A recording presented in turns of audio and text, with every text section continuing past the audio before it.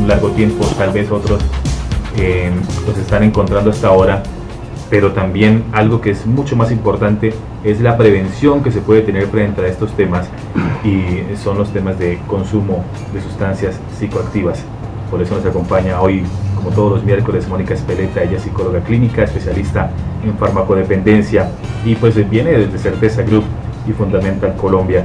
Y bueno, pues permítame saludarla. Mónica, feliz mañana, bienvenida nuevamente a la U Radio y a Área Urbana. Buenos días, David, ¿cómo está? Muy bien, feliz de que esté aquí nuevamente con nosotros. Muchas gracias.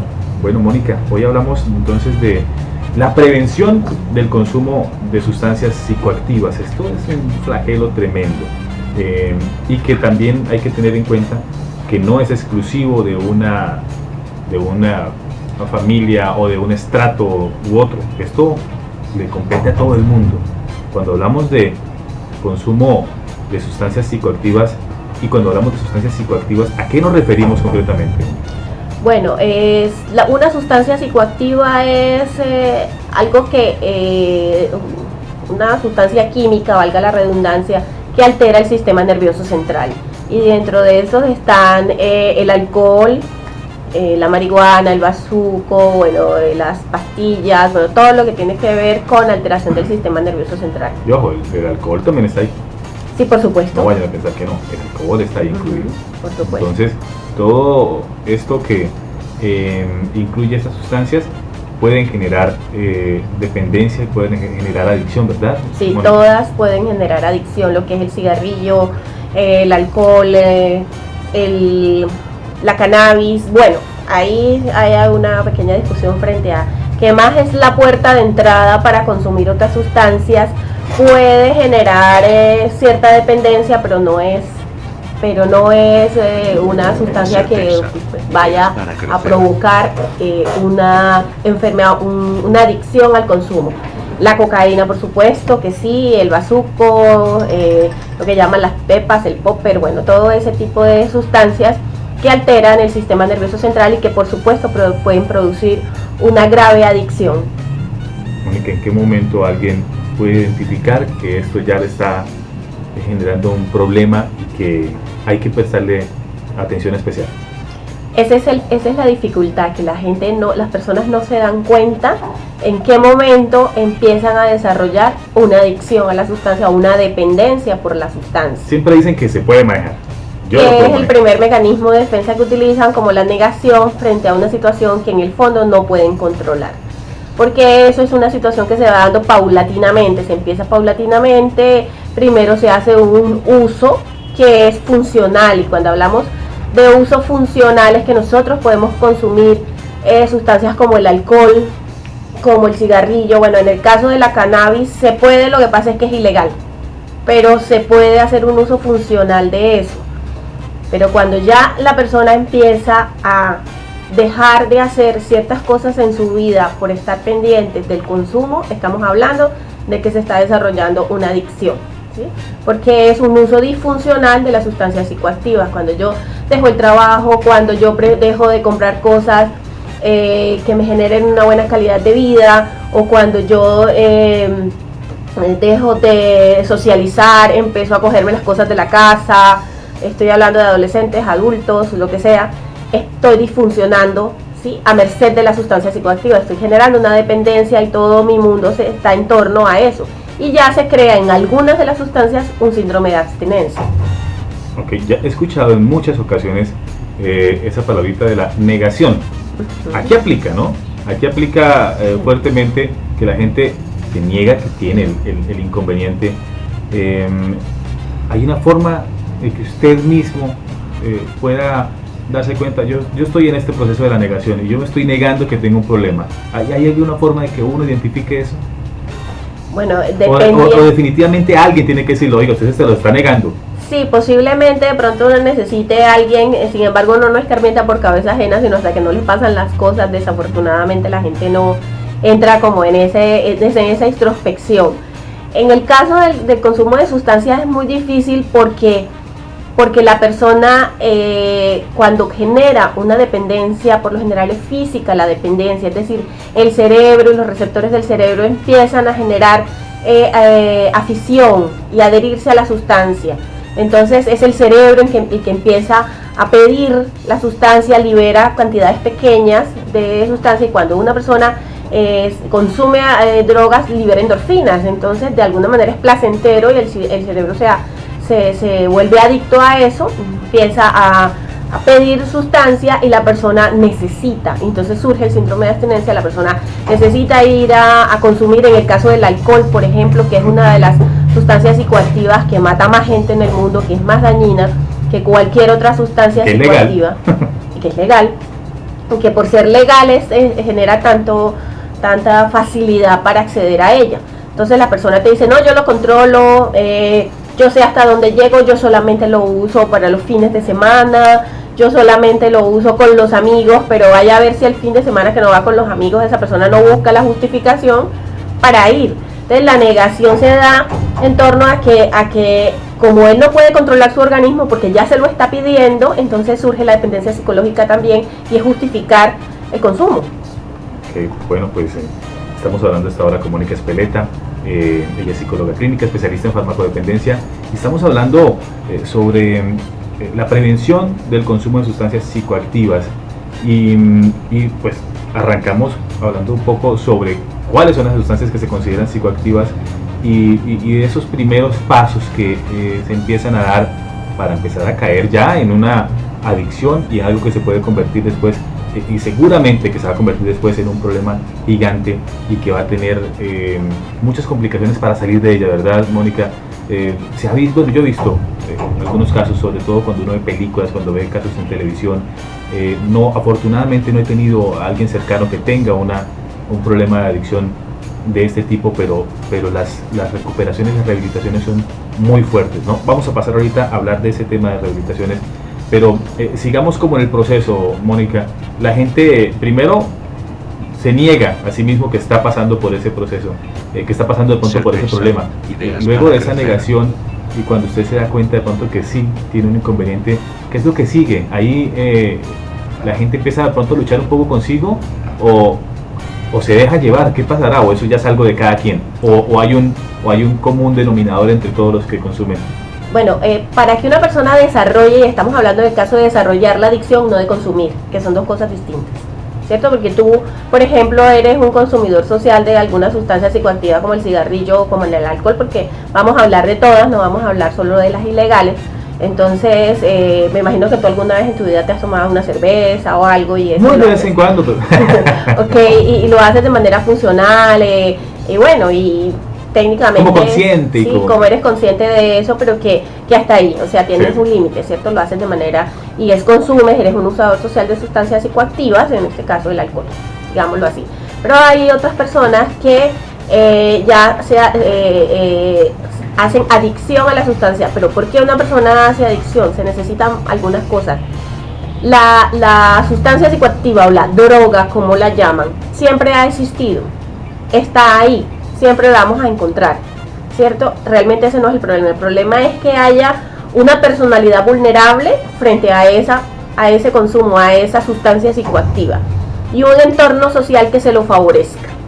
Para que una persona desarrolle adicción necesita unos componentes primero de personalidad, tiene que tener unas características de un sistema familiar que esté disfuncionando, es decir, que haya dificultades, que haya poco diálogo, que haya pocas habilidades sociales al interior del sistema familiar, maltrato, violencia, abandono. Tiene que haber unas características bien fuertes para que esta persona desarrolle esa adicción a la sustancia psicoactiva. Y obviamente el agente externo, que es la sustancia psicoactiva, y el medio facilitador, ¿cierto? El medio facilitador, que es lo que hace que una persona, entonces, por ejemplo, la presión de grupo, en el caso de los adolescentes, en el caso de los adultos también, vamos a tomarnos unos traguitos, vamos a hacer unas cosas, y bueno, ahí surge la situación.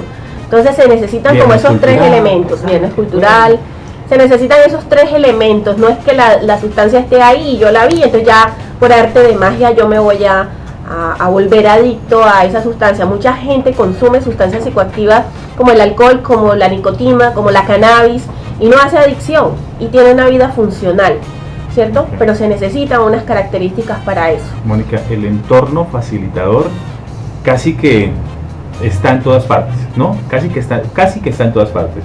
Depende mucho de del círculo de amistad que usted tenga, depende. Pero voy más a esa personalidad, Mónica, a esa parte que se remite ya a la persona y a su debilidad o fortaleza para acceder o no acceder a ese tipo de cosas. ¿Eso se puede trabajar o usted sencillamente es débil y ya, no tiene nada que hacer y usted puede caer y trate de alejarse al máximo de eso? ¿O eso se puede trabajar? Nosotros como personas podemos trabajar en fortalecer esa de pronto tendencia a caer en esa trampa, porque es que definitivamente es una trampa cuando usted puede caer ahí y difícilmente podría salir. Bueno, no en todos los casos, pero ¿se puede manejar eso, Mónica? Sí, claro, lo que pasa es que existen, uno tendría que determinar cuáles son los factores de riesgo que hacen que una persona pueda ser vulnerable para volverse adicta a las sustancias psicoactivas.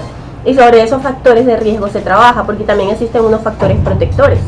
Entonces, si esta persona se detectan que hay unos factores de riesgo que tiene, lo que hay que hacer es intervenir sobre ellos, y entonces vamos a hablar sobre los factores de riesgo a nivel individual. Entonces, cómo está su autoestima, cómo están sus apegos, cómo están sus relaciones objetales, es decir, cómo me relaciono con el otro, hasta dónde tengo algún tipo de conflicto, si tengo una personalidad vulnerable, por ejemplo, para ser depresivo, que es una de las características que tienen la mayoría de los consumidores, ¿cierto? Una personalidad depresiva de base. Entonces la sustancia psicoactiva se vuelve como esa muletilla emocional frente a otras situaciones que no ha podido resolver. Entonces lo que hay que hacer es generar como espacios para, en el caso de los adolescentes, y bueno, en el caso de los adultos también, pero uno siempre se centra como el caso de la segunda infancia y de la adolescencia, en donde se trata de prevenir que los chicos desarrollen una adicción al consumo de sustancias psicoactivas. Ahora, que tú como individuo te des cuenta de que estás consumiendo más de la cuenta es posible en las personas resilientes, es decir, hay algunas personas que por su condición genética, por su personalidad, logran darse cuenta de eso y frenar el consumo de sustancias psicoactivas. Yo no sé si tú conoces gente, pero hay gente que fuma toda la vida y un día ha dejado de fumar y hasta ahí llegó y nunca más lo hizo. Lo mismo pasa con algunos consumidores de otras sustancias, pero no todo el mundo tiene esa condición y esa capacidad para hacerlo. Existen, pero no está todo el mundo. Entonces, que una persona por sí sola, a menos que sea resiliente, no es posible que de pronto diga, ya hoy voy a dejar, esto me está cayendo mal. La persona que ya está desarrollando adicción sabe que algo anda mal, sabe que está cayendo en el consumo, pero vuelvo y te repito, cuando el organismo te lo pide, Mónica, ¿cierto? Sí, yo creo que ya eso es un campo en el que ya se requiere un poco de ayuda más especializada. Sí. Yo voy, Mónica, a que de pronto los que nos escuchan a esta hora, que son padres de familia, si hay docentes, si hay gente que de alguna manera tiene contacto con un grupo de jóvenes, de muchachos, en fin, y que pues se preocupa por este tema, ¿cómo podría tal vez llegar a identificar? Porque nosotros no vamos a un especialista a menos que ya tengamos un problema, ¿verdad? Sí. Nunca se hace una consulta preventiva, creo yo. Entonces, pues difícilmente podríamos nosotros identificar, bueno, yo tengo de pronto esa... puedo ser proclive a caer porque tengo alguna situación que previamente me puede generar esa debilidad, y uno mismo difícilmente lo puede identificar. Entonces, ¿cuál sería, no sé, tres tips para poder de pronto darle a los oyentes que hasta ahora están viendo que de pronto hay un indicio de que esto se puede estar presentando en su núcleo familiar, en su grupo de amigos? ¿Cuáles serían esos tres indicadores que nos podrían decir, bueno, pilas, que aquí puede haber un problema? Esta persona, si tiene esto, si tiene esto, puede estar proclive, puede estar cayendo, puede estar entrando en una adicción de estas. Bueno, hay muchísimos síntomas para saber que una persona está consumiendo, y cada persona desarrolla los síntomas de manera individual, no todos se dan a la vez. Pero por ejemplo, en el caso de los adolescentes, ¿cómo se detecta que están consumiendo sustancias psicoactivas? Por ejemplo, empieza a faltar mucho al colegio, y entonces te empiezan a llamar porque está faltando al colegio. Él dice, voy a para el colegio, pero no va al colegio. La otra es se ausenta demasiado, el cambio de grupo de amigos, está andando con un grupo de amigos que pues no es No es, y ese es uno de los que les pasa a los padres, que no identifican que el chico ha cambiado de grupo de amigos. Lo otro es cuando ya hay adicción de verdad, la persona empieza a cogerse cosas de la casa, entonces empiezan a desaparecer cosas, empiezan a robarse los joyas, dinero, y empiezan a desaparecerse cosas porque ya a merced de la adicción la persona ya ha acabado pues con sus recursos y empieza a buscar otro tipo de recursos. Entonces la deserción escolar, el cambio de grupo de amigos, el ausentismo en la casa, el robar cosas, y en cuanto a los síntomas de, por ejemplo, que llega con los ojos rojos, o que tiene movimientos motores que no son pues acordes, que se le empelota la lengua, que empieza a no dormir, a volverse irritable, a contestar cuando antes no lo hacía. Entonces ya son síntomas en donde uno dice, bueno, algo está pasando con encontrarle que la mamá o alguien le encuentre caletas donde ya tenga guardaditos debajo de la cama, metidos en la almohada. Bueno, siempre buscan como los sitios donde puedan guardar la sustancia, que en este caso puede ser la marihuana o el bazuco, ¿cierto? Por lo general ya cuando hay adicción, entonces ya hay policonsumo, entonces consumen cigarrillo, alcohol, marihuana, ya empiezan a claro, porque ya se crea la tolerancia. Okay. Para que se cree la dependencia debe haber tolerancia, es decir, cada vez necesita más dosis. Entonces, por lo general la puerta de entrada para consumir una sustancia es el cigarrillo y el alcohol, que es lo que genera socialmente que se abra el espacio para consumirlo, pero ya eso no es suficiente porque el estado de intoxicación que producen las otras sustancias es mucho más elevado que y el alcohol es más depresivo, entonces por eso buscan otras sustancias. Entonces ya ellos están mezclando sustancias. Entonces ya estamos hablando de un problema de adicción al consumo, en donde ya o se hace algo inmediatamente o va a ser muy difícil después ese proceso de rehabilitación. Precisamente, Mónica, ya se identifica un problema, ya se identifica una adicción y bueno, una situación complicada. El paso a seguir, ¿qué es lo que recomienda Mónica como especialista en farmacodependencia y bueno, desde el conocimiento que ustedes tienen, desde su empresarialmente y todo eso? Por supuesto, la prevención universal en términos de que es necesario desde la primera infancia generar unos vínculos adecuados, un sistema familiar que sea protector de este niño, que no se vulneren sus derechos, que haya comunicación, afecto. Los niños que tienen problemas de consumo de sustancias y los adolescentes les falta amor, les faltan papá, les falta mamá, les falta afecto. Entonces lo que hay que darles es afecto. Un niño que tiene una buena autoestima, un chico que tiene unas buenas bases, unos buenos valores, que están soportados en la comprensión, en la comunicación, en el diálogo, no van a tener necesidad de vincularse a ninguna sustancia psicoactiva. Entonces ese es un elemento importante, así tenga un factor genético, porque de pronto sus padres o algún familiar tiene un componente genético de alcoholismo o alguna otra sustancia. Eso no necesariamente indica que... No, es un factor de riesgo, pero es que para que una persona desarrolle... Sí, hay componentes, por ejemplo, del alcoholismo, la esquizofrenia, que son componentes que se heredan. Y bueno, consumir sustancias psicoactivas también puede ser esa predisposición genética a que pueda desarrollar. Pero es que para que una persona se vuelva adicta necesita una serie de factores de riesgo. No es que andaba con un niño que consumía, entonces se volvió consumidor. Eso no se transmite así. Eso no es contagioso. Eso no es contagioso de esa manera. Lo que pasa es que una persona necesita una serie de factores de riesgo. Uno de esos puede ser el genético, otro puede ser la personalidad vulnerable, la que te hablaba, las pautas de crianza inadecuadas, los amigos, el entorno social. Y entonces ya se junta una cantidad de factores que hacen que esa persona caiga en la adicción a las sustancias psicoactivas. Pero porque tenga un factor de riesgo, por ejemplo, vivir en un barrio donde hay expendio de sustancias psicoactivas es un factor de riesgo, pero todas las personas que viven en ese barrio son consumidoras de sustancias psicoactivas. No, porque no.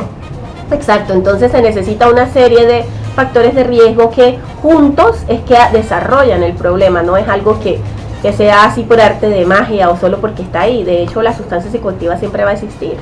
Tratar de manejarlo desde la casa, tratar de manejarlo, yo soy el papá y yo creo que yo podría, y qué pesar llevarlo a algún sitio y eso, es recomendable. Definitivamente tenemos que buscar ayuda y buscar los sitios de rehabilitación. Por supuesto, si ya hay un problema de disfuncionalidad, es decir, perdió el colegio, ya definitivamente el consumo es permanente. Es decir, el chico está consumiendo a diario las sustancias psicoactivas y está teniendo otro tipo de problemas en su entorno social, es necesario buscar ayuda. Cuando está empezando la situación, los programas ambulatorios son buenos en términos de que tú no deberías sacar al chico de sus redes sociales, es decir, de la escuela, de los amigos, de tu casa, porque esos son factores protectores que si se fortalecen a través de un buen proceso de sistema familiar, es bueno que vayan de pronto que de pronto se trabaje con la parte ambulatoria para que no pierdan como ese proceso de redes sociales. Si ya la persona definitivamente no puede con el síndrome de abstinencia, ya se terminó en la calle, ya está robando en la calle, ya está delinquiendo, porque a merced del consumo la persona se desespera tanto que el cuerpo le está pidiendo la sustancia, y como ya lo expulsaron del entorno familiar, porque muchos terminan así en la calle, entonces empiezan a robar y demás, ya necesita un sistema de rehabilitación, necesita desintoxicación primero que todo, y necesita un proceso en donde haya como una deshabituación, y luego sí ya un proceso de reinserción social. Pero es posible, Mónica. Claro, es posible, es difícil, pero no imposible, o sea, es necesario. Pero se puede revertir de alguna manera, se puede rehabilitar, se puede curar, por decirlo de alguna forma, esto. Curar, tanto como curar, no, dependiendo del significante que sea para la persona el consumo de sustancias. ¿Por qué?